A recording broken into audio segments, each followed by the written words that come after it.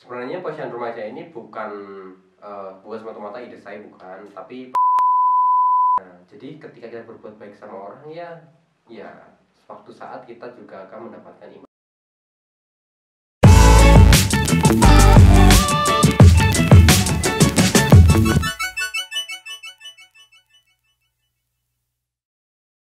Halo sobat muda, gimana kabar kalian? Semoga teman-teman di sini sehat-sehat semua.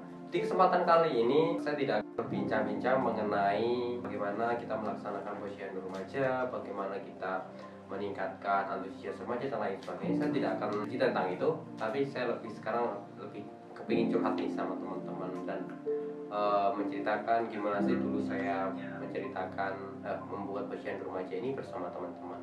Tanya itu, sebenarnya posyandu remaja ini bukan semata-mata ide saya, bukan, tapi remaja ini lebih kepada saya dan teman-teman saya dan organisasi, kemudian ada kakak pembina juga yang membantu untuk melaksanakan posyandu remaja ini.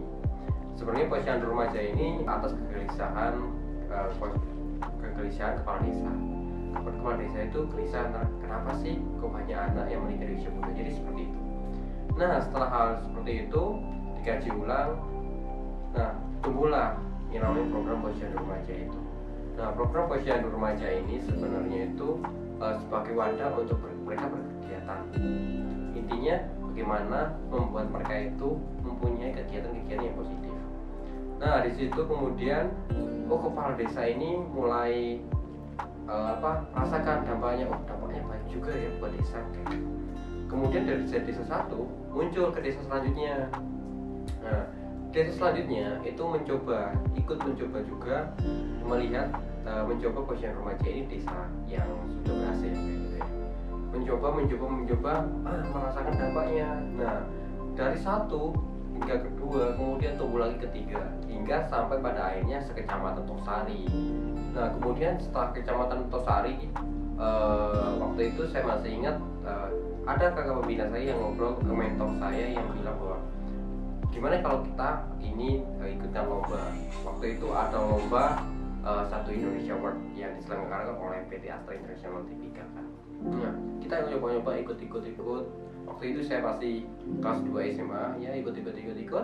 Nah, pada akhirnya mungkin ada rezeki juga. Nah, kita berhasil nih buat program posyandu remaja itu. Ya, kita ketemu dengan Bu Menkes waktu itu, Menterian dan lain sebagainya, orang-orang hebat di sana gitu kan.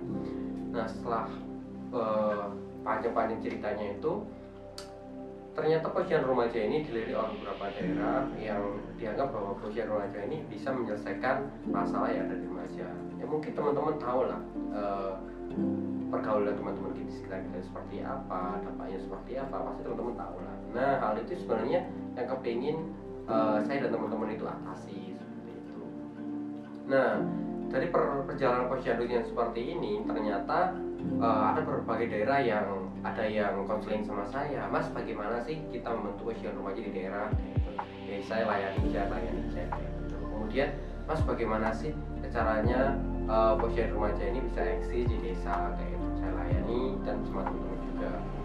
Tapi tidak menutup kemungkinan setelah itu ada beberapa daerah yang mulai membangun posyandu remajanya. Nah, hal ini yang saya rasakan bahwa ternyata apa yang saya lakukan dan teman-teman lakukan serta pegiat posyandu remaja lakukan itu adalah sebuah investasi di mana kita itu membangun orang untuk lebih baik lagi gitu ya.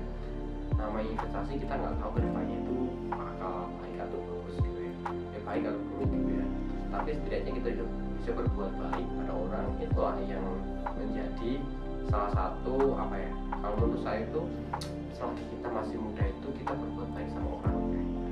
Nah, jadi ketika kita berbuat baik sama orang, ya suatu saat kita juga akan mendapatkan imbalannya seperti itu. Karena saya yakin Tuhan itu nggak pernah merasa dirugikan ketika itu kita berbuat baik.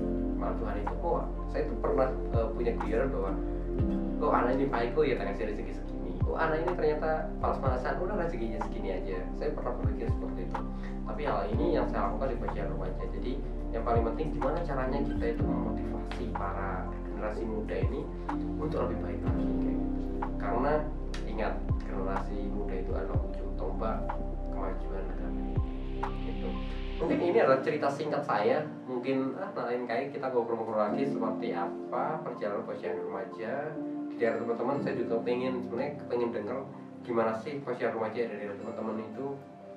Nah kayak gitu, sehingga saya gagas platform posyandu-remaja.com, mungkin kita bisa sharing-sharing di situ ya. Bila ada salah kata mohon maaf banget. Mari kita wujudkan perubahan untuk generasi muda yang lebih baik lagi. Thank you, semoga ini bisa bermanfaat buat teman-teman. Goodbye.